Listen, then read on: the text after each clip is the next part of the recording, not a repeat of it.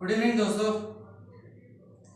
हाँ, वही newspaper periodical सब देखना, टॉपिक निकालना, उसमें से रेलेवेंट और उसको स्ट्रक्चर करना। उसी रूटीन के दौरान मैं बीच में भूल गया था कि मैं एक्चुअली इसको कम्युनिकेशन स्किल के बिहाफ में तैयार कर रहा हूँ। तो अभी एक बात आई मेरे घर में ही कि आप कम्युनिकेशन के बारे में क्या बोलते हैं इसमें। तो मैं अपना वो सेंटेंस आज दोबारा एक बार और कहूँगा कि these sentences are no longer a copyright if you can keep them into your memory, thought and action. You are free to use these sentences as and when required. So this is actually communication skill, but in the form of some motivation and managing yourself.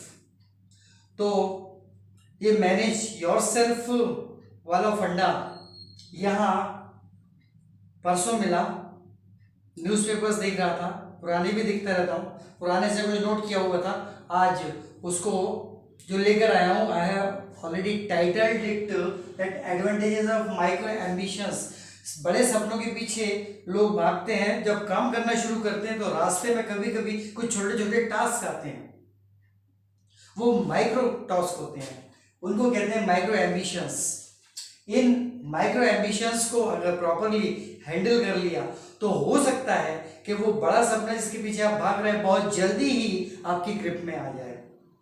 हालांकि मैंने इसमें एक point दिया हुआ है कि don't be in a hurry. 3 segment में इसको कर दिया है बाद में, how you are suppose to handle the task. Okay, so I have titled it advantages of micro ambition, especially when you are following your big dream. So startup sounds somewhat like this.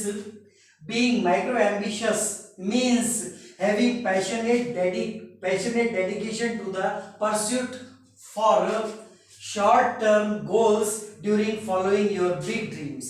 आप अपने बड़े dreams जो follow कर रहे हैं उसके दौरान कई छोटे छोटे ड्रीम्स, छोटे छोटे वर्क आते हैं करने के लिए, वो माइक्रो एम्बिशंस होते हैं क्योंकि वो जुड़े हुए हैं आपके बिग एम्बिशन से। So let me repeat the first sentence. Being micro ambitious means having passionate dedication to the pursuit for short term goals during following your big dreams.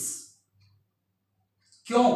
Because you can't predict, आप सोच भी नहीं सकते, you can't predict which micro can और will carry you where. एक छोटी सी चीज आपको कहां ले जा सकती है या कहां ले जाएगी। Second point is two important that you can't predict which micro can और विल कैरी यू वेयर। इसलिए हेंस अब 3 पार्ट में डिवाइड किया हुआ है आपके टास्क हैंडलिंग को। The first one is expand your feelings. अपनी जो फीलिंग्स है उनको बढ़ाइए। कैसे?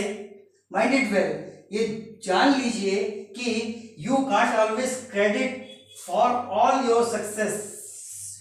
आप अपनी सारी सक्सेस का क्रेडिट खुद को ही नहीं दे सकते, हेंस सिर्फ खुद को ही नहीं दे सकते, बीच में बहुत लोग होते हैं, देना ही पड़ता है थोड़ा बहुत क्रेडिट सभी को, और वो जरूरी होता है। That's why only expand your feelings. अपनी फीलिंग्स को एक्सपांड करें, अपने से निकाल के थोड़ा सा आप आसपास के लोगों को, परिस्थितियों को, उन सबको देने की आदत डालें। You can't always credit for all your success, hence B moderate. संयत, मॉडरेट यानी संयत, बैलेंस्ड एंड क्वाइट। ज्यादा खामोश रहें, बोलें लेकिन खामोश ज्यादा रहें। Be bonafide and empathetic on others failure. आपके साथ साथ काम करने वाले कई लोग बेचारे किसी वजह से somehow by this way or that they are failure, या उस डायरेक्शन में ज्यादा आगे नहीं बढ़ सके क्योंकि ऑब्स्ट्रक्शन आ गया। That's not a failure, but okay, please consider it as a failure. So be bonafide, bonafide यानी सदाशय रहें उनके प्रति, और एंड एम्पैथेटिक, भावनात्मक रूप से जुड़े रहें।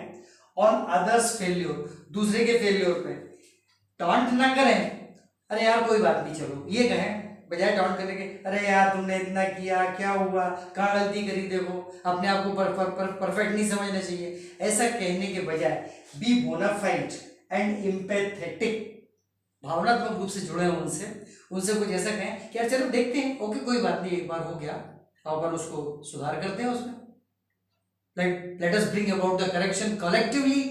So be bona fide and empathetic on others failure. ये हो गया फर्स्ट पार्ट जो आप अपने आप पर करेंगे। अब ये अपने आइडियाज को टेस्ट करें, सेकंड पार्ट वो दूसरों की कॉन्टेक्स्ट में, your opinion and test your ideas, अपने आइडियाज को टेस्ट करें।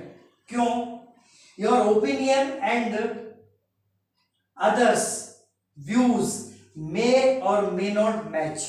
आपका ओपिनियन और दूसरों के व्यूज हो सकता है मैच कर भी जाए, नहीं भी करें। Your opinion and others views may or may not match, therefore be intellectually strong. Intellect मतलब बौद्धिक रूप से बहुत स्ट्रॉन्ग बने, बी इंटेलेक्चुअली स्ट्रॉन्ग। और तीसरा है establish concrete ideas in yourself. आपके अंदर आप कॉन्क्रीट आइडिया रखें कि नहीं ये ही करना चाहिए।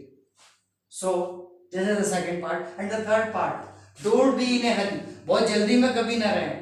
20 साल की उम्र में मैं ये काम कर लूंगा, किसी ने सोचा था कर भी लिया, तो मिड लाइफ में क्या होता है, उसको ये वाली मिड लाइफ क्राइसिस आ जाती है। अब क्या करें, सब तो कर लिया। So what you thought you must do at the age of just 20 will definitely lead you to pass through mid life crisis। अगर आपने ये सोचा कि 20 साल की उम्र में ये कर लूंगा और कर भी लिया, then definitely you are likely to pass through mid life crisis।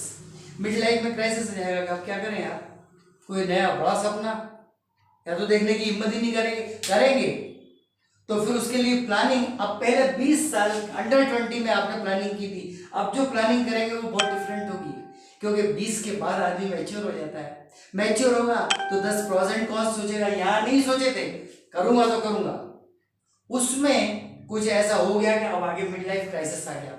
So you will feel later, mid life crisis जब आ जाएगा तो क्या होगा, you will feel later your life undesired long.